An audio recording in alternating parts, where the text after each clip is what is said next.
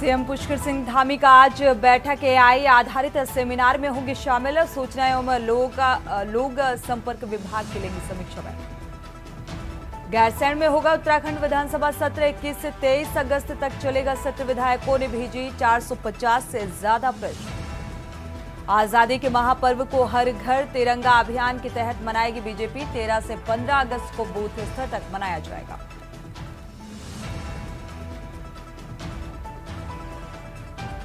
केदारनाथ में रेस्क्यू का आज आखिरी दिन। 300 से ज्यादा लोगों का पैदल किया गया रेस्क्यू। एयरलिफ्ट के लिए लगाए गए हेलीकॉप्टर। ओवर रेटिंग करने वालों पर होगी कानूनी कार्रवाई। कई व्यापारी पशु चारे की कर रहे हैं कालाबाजारी। हेलीकॉप्टर की मदद से पहुंचाया जा रहा राशन। आज देहरादून नैनीताल में भारी वर्षा के आसार। 3 दिन में बादल बरपा सकते हैं कहर। यात्रियों से विशेष सावधानी बरतनी होगी।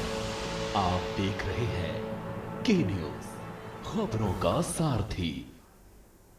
खबर उत्तराखंड के साथ मैं सूरी चौहान। खबरों की शुरुआत है अहम खबर के साथ हल्द्वानी का रुख करते हैं। हल्द्वानी से खबर।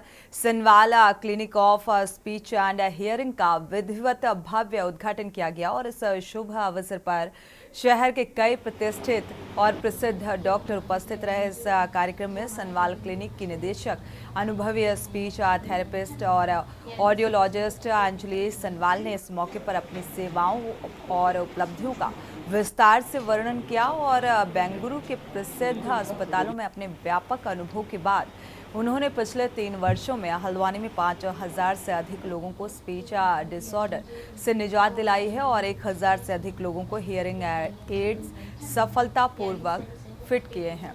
अंजलि सनवाल ने कहा है कि हल्द्वानी में autism, hyper active disorder, delayed speech और लैंग्वेज हकलाना और तुतलाने जैसी समस्याओं के लिए स्पीच थेरेपी प्रदान की जा रही है। इसके अलावा वोकल कॉर्ड नोड्यूल्स और वोकल कॉर्ड पोलिप और वोकल कॉर्ड पैरालिसिस जैसी गंभीर बीमारियों से लोगों को निजात दिलाई जा रही है और वर्बल थेरेपी दी जाती है। उच्च स्तरीय ऑडियो विभाग को भी स्थापित किया गया है।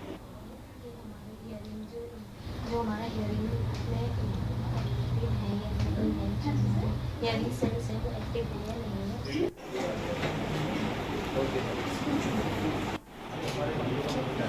ये Sanwal clinic for speech and hearing है। ये सुपर स्पेशलिटी क्लिनिक है फॉर स्पीच एंड हियरिंग। जिन लोगों को भी बोलने या फिर सुनने में प्रॉब्लम होता है, चाहे वो डिलेड स्पीच एंड लैंग्वेज हो, ऑटिज्म हो, हाइपर एक्टिव डिसऑर्डर हो, वॉइस प्रॉब्लम्स हो या फिर स्ट्रोक प्रॉब्लम हो, जिनको भी कम्युनिकेशन की प्रॉब्लम, उसकी स्पीच थेरेपी हम लोग प्रोवाइड करते हैं।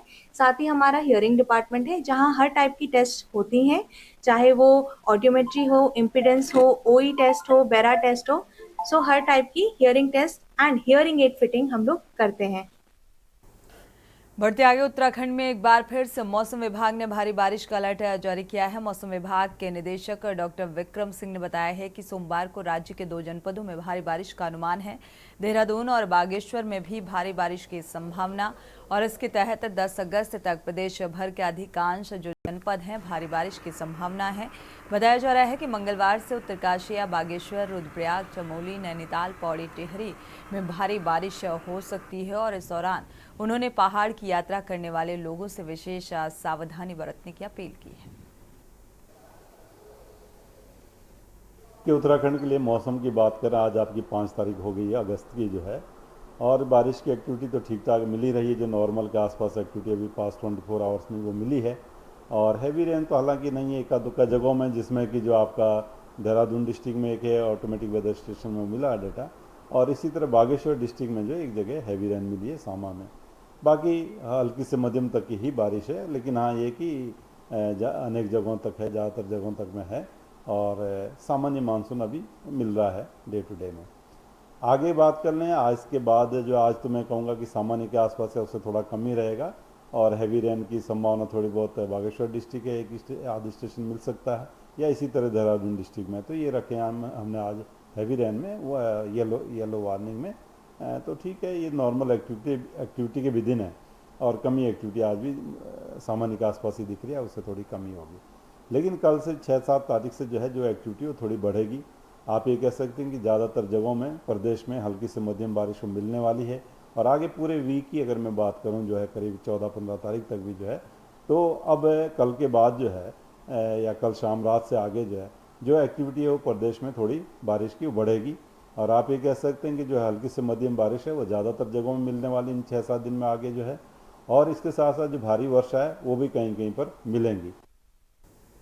सितारगंज नगर में सावन के महीने में कलश यात्रा निकाली गई और मौनी बाबा मंदिर में होते हुए शहर के विभिन्न मार्गों से होते हुए वापस मौनी बाबा मंदिर पहुंची। ये यात्रा सैकड़ों महिलाओं ने कलश उठाकर पैदल चलकर भगवान भोले शंकर का गुणगान किया और साथ ही सावन के महीने में भगवान शिव की पूजा अर्चना का विशेष जो फल है प्राप्त होता है। और इसके अलावा सावन के सोमवार का व्रत रखने से कुंडली में चंद्रमा की स्थिति मजबूत होती है।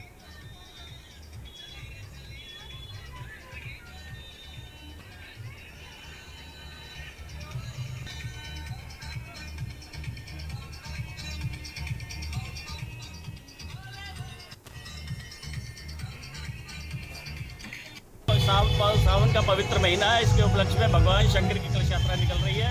इसके पश्चात भगवान शंकर का रुद्राभिषेक रुद्र यज्ञ किया जाएगा और उसके पश्चात 11 अगस्त को भगवान शंकर का भव्य जागरण है और उसके पश्चात भगवान शंकर का भव्य भंडारे का आयोजन किया जाएगा। और आज के दिन माँ शिव पार्वती का विवाह हुआ था, उसके उपलक्ष्य में सावन के महीने में धूमधाम से कलश यात्रा, भंडारे एवं रुद्राभिषेक रुद्र यज्ञ का आयोजन किया जाता है। चिलियानौला मजखालिया में जीडिया बिरडा के नाम से संचालित 2 शिक्षण संस्थान बंद किए जा रहे हैं, जिसको लेकर पूर्व मुख्यमंत्री हरीश रावत ने चिंता जाहिर की है और करते हुए कहा है कि उन क्षेत्रों के विकास में जीडी बिरला का बहुत बड़ा योगदान रहा। चिलियानौला में जीडी बिरला के नाम पर स्थापित शिक्षण संस्था ने शिक्षा के क्षेत्र में बहुत सेवा की, लेकिन स्कूल अब बंद होने जा रहे हैं। और पूर्व मुख्यमंत्री ने यह भी कहा कि इन्हें बंद करने की बात सामने आई थी, लेकिन अब तक मेरे द्वारा जो संचालक से बातचीत करके वहां बिरला ग्रुप के शीर्ष लोगों के हस्तक्षेप के बाद इसे टाल दिया गया, लेकिन अब फिर से बंद करने का निर्णय लिया गया है और इसको टाला जाना चाहिए। पूर्व मुख्यमंत्री ने इसको लेकर अनुरोध किया और राज्य सरकार के बिरला ग्रुप के बातचीत करनी चाहिए और जिससे स्कूलों का संचालन निर्बाध रूप से किया जा सके। एक उम्मीद अभी बॉक्सिंग में भी थी, बॉक्सिंग में भी हार गई लवलीना बोर। उसके मंडल जीडी बिरला जी के नाम से वहाँ 2 शिक्षण संस्थाएं हैं, एक चिलियानौला में है और दूसरे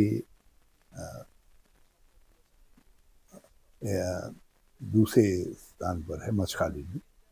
और दोनों शिक्षण संस्थाओं का उस क्षेत्र के विकास में बड़ा भारी योगदान था। जीडी बिरला जी महान शिक्षाविद थे और मैं समझता हूँ कि उनके नाम पर संचालित होने वाले स्कूल बंद नहीं होने चाहिए। मैं आपके चैनल के माध्यम से के लोगों से अनुरोध करना चाहूँगा कि अपनी उस शिक्षण संस्था को बंद न करें।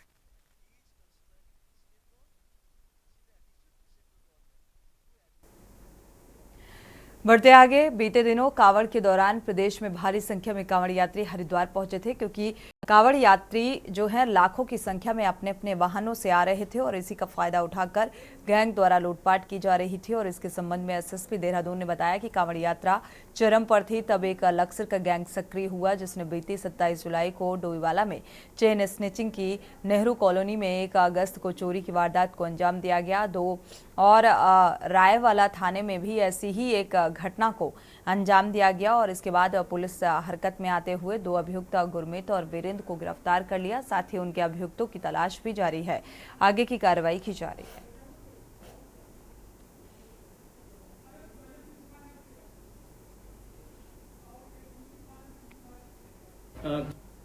इसमें एक गैंग इसमें सक्रिय हुआ था जो लक्सर का था और इसके द्वारा विगत 1 सप्ताह के अंदर जो कांवड़ का जो पीक पीरियड चल रहा था, जैसे 27 तारीख को इन्होंने पिछले माह की 27 तारीख को डोईवाला में चेन स्नैचिंग करी थी। उसकी घटना की रिपोर्ट तत्काल दर्ज हुई। इसके बाद जब डाक कांवड़ पीक पे चल रहा था और इस दौरान काफी सारी बाइक हजारों के लाखों की संख्या में जा रही थी, उसी का फायदा उठाकर ये अभियुक्तगण जो एक गैंग था, जो 4 लोग शामिल थे, इसमें यहाँ पर नेहरू कॉलोनी में एक महिला की 1 तारीख को चेन स्नैचिंग करी और 2 तारीख को रायवाला में करी। चूंकि उस दौरान पीक का कांवड़ था और चेकिंग वगैरह संभव नहीं थी, लेकिन अभियुक्तगणों की शिनाख्त की गई। टीम इसमें लगातार काम कर रही थी, 2-3 थाने की हमारी लगी थी और इसमें 2 अभियुक्तों को गिरफ्तार किया गया जिसमें एक का नाम गुरमीत है और एक विजेंद्र है, जो इन घटनाओं में शामिल है। इनसे नेहरू कॉलोनी और रायवाला की जो चेनें लूटी गई थी वो बरामद हो गई है।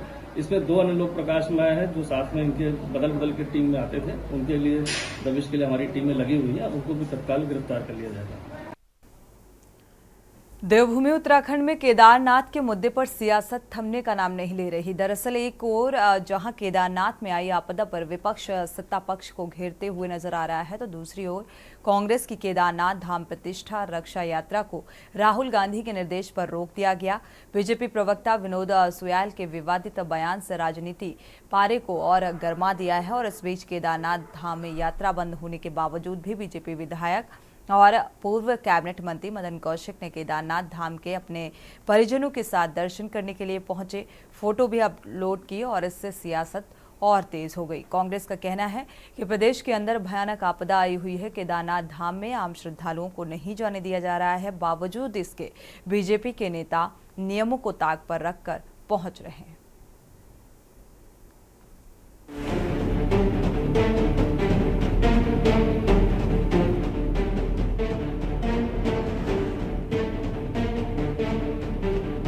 देवभूमि उत्तराखंड में आफत की बारिश ने प्रदेश को काफी नुकसान पहुंचाया है। जगह जगह बादल फटने से जान माल को काफी नुकसान पहुंचा है। मिली जानकारी के मुताबिक अब तक इस आपदा में 13 लोगों की जान चली गई है, जबकि कुछ लोग अभी भी लापता बताए जा रहे हैं। केदारनाथ और टिहरी में सबसे ज्यादा नुकसान की खबर है। इस बीच भारी बारिश की वजह से रेस्क्यू ऑपरेशन लगातार प्रभावित हो रहा है। हजारों लोग रुद्रप्रयाग के अलग अलग स्थानों पर फंसे हुए हैं, जिन्हें सुरक्षित स्थानों पर पहुंचाने का प्रयास लगातार किया जा रहा है। मुख्यमंत्री पुष्कर सिंह धामी के मुताबिक अब तक 7,000 से ज्यादा यात्रियों का रेस्क्यू किया जा चुका है। वहीं विपक्ष का आरोप है कि समय रहते कोई तैयारी न होने से ये परिस्थिति उत्पन्न हुई है। देखिए, क्योंकि सड़क का नुकसान हुआ है और जो यात्री हमारे फंसे हुए थे उन सभी यात्रियों को निकालने का काम चल रहा है। लगभग 7,000 से भी ज्यादा लोगों को कल तक रेस्क्यू किया जा चुका है और जो भी लोग हैं उनको सभी को सुरक्षित स्थानों पर निकाल रहे हैं, क्योंकि बड़ी संख्या नहीं है और रास्तों बनाने का काम भी तेज गति से चल रहा है। जो भी संपत्तियां हमारी नुकसान हुई हैं वहाँ पर जो भी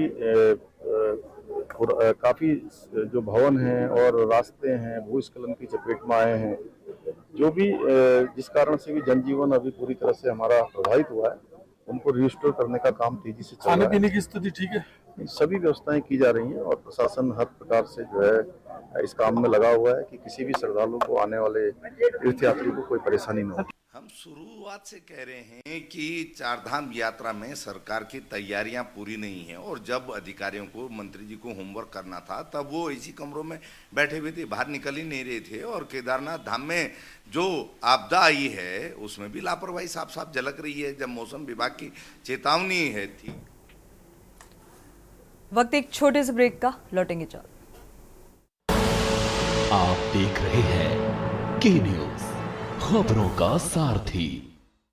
ब्रेक से वापस आ रहे हैं, रुक करते हैं खबरों का। रक्षाबंधन के मौके पर देश की सीमाओं पर तैनात सैनिकों के लिए राखी बनाने के लिए रेड क्रॉस सोसाइटी ने तैयारी शुरू कर दी है और वॉलेंटियर को ट्रेनिंग देने के लिए रविवार को उत्तराखंड के बागेश्वर शहर में रेड क्रॉस भवन में वर्कशॉप का आयोजन किया गया। देखिए ये रिपोर्ट।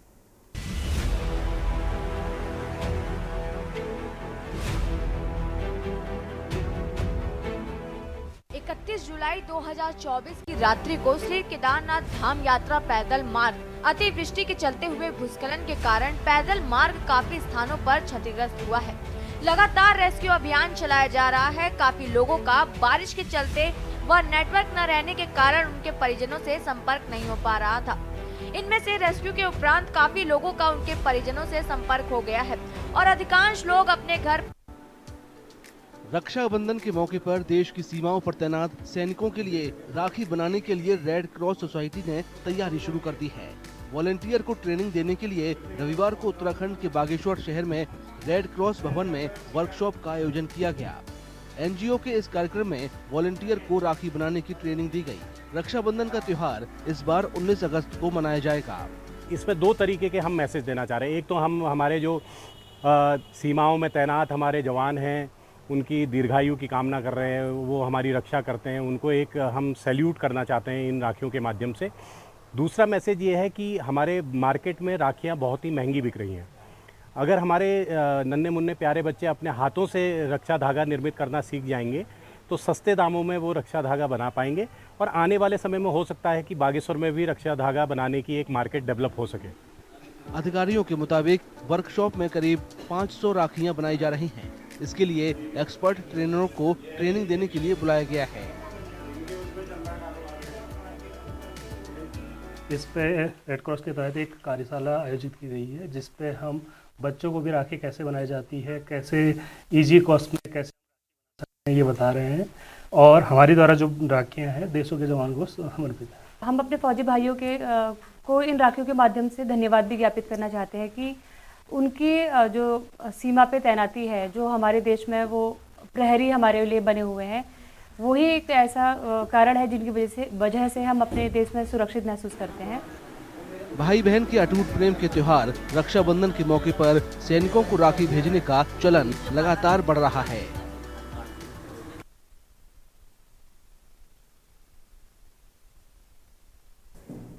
रुक करते हैं अगली खबर का। 31 जुलाई 2024 की रात्रि को श्री केदारनाथ धाम यात्रा पैदल मार्ग अतिवृष्टि के चलते भूस्खलन के कारण पैदल मार्ग काफी स्थानों पर क्षतिग्रस्त हुआ। देखिए आपदा से प्रभावित की रिपोर्ट।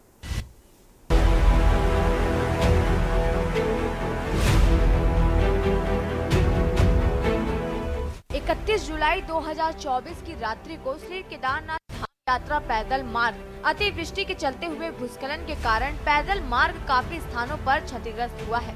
लगातार रेस्क्यू अभियान चलाया जा रहा है। काफी लोगों का बारिश के चलते व नेटवर्क न रहने के कारण उनके परिजनों से संपर्क नहीं हो पा रहा था। इनमें से रेस्क्यू के उपरांत काफी लोगों का उनके परिजनों से संपर्क हो गया है और अधिकांश लोग अपने घर पर सकुशल भी पहुंच गए हैं। पुलिस अधीक्षक ने कहा कि कतिपय माध्यमों से ऐसी भी सूचनाएं चल रही हैं। इस पूरे घटनाक्रम में बड़ी संख्या में लोग लापता हैं। उन्होंने कहा कि जितने भी लोगों की सूचना पुलिस के पास है, लगभग सभी अपने घरों को पहुंच गए हैं। किसी भी तरह से अगर कोई भ्रामक सूचनाएं फैलाता है तो उस पर विश्वास न करें। अगर आपका परिजनों से संपर्क नहीं हो रहा है तो पुलिस से जरूर संपर्क करें। 31 जुलाई को केदारनाथ एरिया में जो है भारी बारिश की वजह से काफ़ी जगह पे लैंडस्लाइड हुआ है और उसकी वजह से रोड भी क्षतिग्रस्त हुई है। लगातार जो है उसके लिए रेस्क्यू ऑपरेशन जो है वो चलाया जा रहा है। काफ़ी लोगों का जो है क्योंकि नेटवर्क कनेक्टिविटी ना होने की वजह से और बारिश की वजह से अपने परिवारजनों से संपर्क नहीं हो पा रहा था, परंतु जब उनका रेस्क्यू किया गया तो काफ़ी लोगों ने अपने परिवारजनों से संपर्क भी किया हुआ है और काफ़ी लोग अपने घरों पे जो है सकुशल पहुँच भी गए हैं। कुछ जगह पे ऐसी सूचनाएं चल रही है कि काफ़ी लोग मिसिंग हैं, तो जितने भी लोगों की हमारे पास सूचना आई है वो ऑलमोस्ट सभी लोग अपने घरों पे जो है वो पहुँच गए हैं। तो किसी भी तरह की ऐसे अगर कोई भ्रामक सूचनाएं फैलाता है तो उस पर विश्वास न करें। अगर आपका परिवारजनों से संपर्क नहीं हो रहा है तो पुलिस से जरूर संपर्क करें। जिला प्रशासन और पुलिस प्रशासन जो है रुद्रप्रयाग में आपके सहयोग के लिए है। आप जो आपके परिवारजनों से संपर्क नहीं हो पा रहा है उसका कारण ये हो सकता है कि मौसम खराब होने की वजह से या कनेक्टिविटी ना होने की वजह से ये स्थिति बनी हुई है। तो किसी भी तरह की भ्रामक जिला प्रशासन व पुलिस प्रशासन रुद्रप्रयाग में आपके सहयोग के लिए है। परिवारजनों से संपर्क न हो पाने का कारण ये है कि मौसम खराब होने व नेटवर्क की समस्या के चलते ये समस्या बनी हुई है। किसी भी प्रकार की भ्रामक सूचना से बचे। जिला पुलिस व जिला प्रशासन के स्तर से हेल्पलाइन नंबर का विवरण जारी किया गया। डेस्क रिपोर्ट के न्यूज इंडिया। और इसी बीच देहरादून से खबर सामने आ रही है। देहरादून से अहम खबर आपको बता दें। इस वक्त की अहम खबर देहरादून से सूचना एवं लोक संपर्क विभाग पहुंचे हुए हैं सीएम धाम में। अलग अलग प्रभागों का निरीक्षण भी किया। निरीक्षण करने के बाद विभागों की समीक्षा की और समीक्षा के बाद एक बैठक का आयोजन। तो बैठक में विभागीय अधिकारियों की मौजूदगी भी रहेगी। तो अलग अलग विभागों की समीक्षा और निरीक्षण के साथ साथ ही बैठक में बातचीत। तो अलग अलग विभागों के आला अधिकारी भी इस बैठक का हिस्सा होंगे। जो भी विभागीय अधिकारी हैं वो इस बैठक में शामिल होंगे। तो देहरादून सूचना एवं लोक संपर्क विभाग पहुंचे हुए हैं सीएम धामी निरीक्षण और समीक्षा के लिए और इसके बाद आला अधिकारियों के साथ बैठक।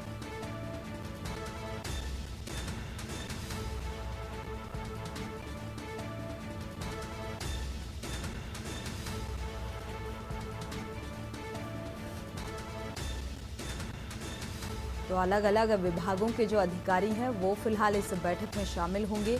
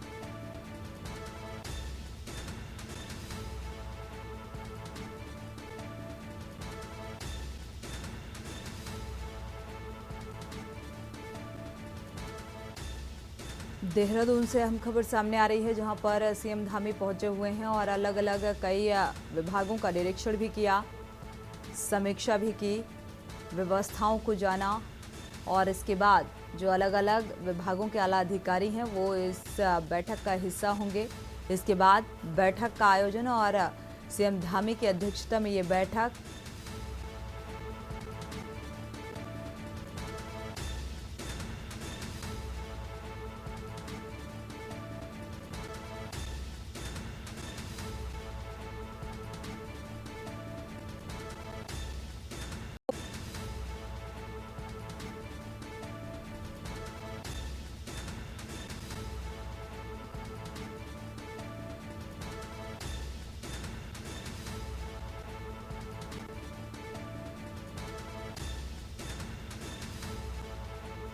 अंकित काला इसी खबर पर जुड़े हुए हैं। अंकित, क्या अपडेट है इस बैठक को लेकर?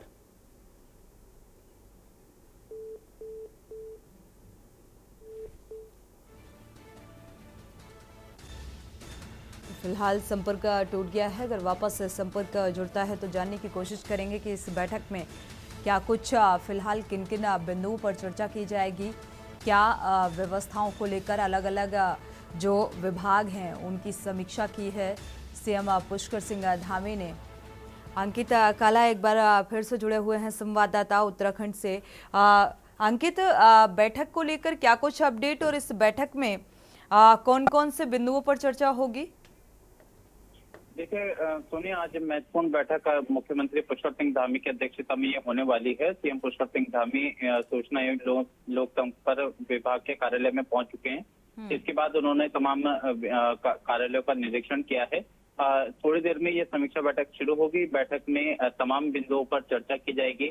मसलन जो सरकार की योजनाएं हैं उसका किस तरीके से प्रचार प्रसार किया जा रहा है, सरकार की योजनाओं के जो लाभ हैं वो जनता तक किस तरीके से पहुंचे, इन सब मुद्दों को लेकर के इसकी कार्य योजना तैयार होगी और आने वाले समय में और किस तरीके से बेहतर प्रचार प्रसार किया जा सके, इन सभी बिंदुओं को लेकर के चर्चा की जाएगी। तो सोनिया अभी मुख्यमंत्री कार्यालय में पहुंचे हैं। निरीक्षण के बाद एक समीक्षा बैठक आयोजित की गई है। समीक्षा बैठक में तमाम बिंदुओं पर चर्चा होगी और उसके बाद फिर जानकारी दी जाएगी कि बैठक में क्या कुछ एजेंडा रहा है। शुक्रिया इस तमाम जानकारी को साझा करने के लिए। तो फिलहाल बैठक के बाद ही इस बैठक का एजेंडा जो है वो साफ हो सकेगा, लेकिन विभागों का निरीक्षण और समीक्षा की है तो समीक्षा के लिहाज से ये बैठक बेहद अहम आला अधिकारियों के साथ। इसी के साथ खबर उत्तराखंड में इतना ही। आगे खबरों के लिए आप देखते रहिए के न्यूज़ इंडिया। आप देख रहे हैं के न्यूज़, खबरों का सारथी। केसरिया से मन जोगी हुआ रे, दिल झूमे देखो मतवारा हुआ रे। केसरिया से मन जोगी हुआ। हर पल मनाओ केसरी त्योहार। विमल, बोलो जुबां केसरी।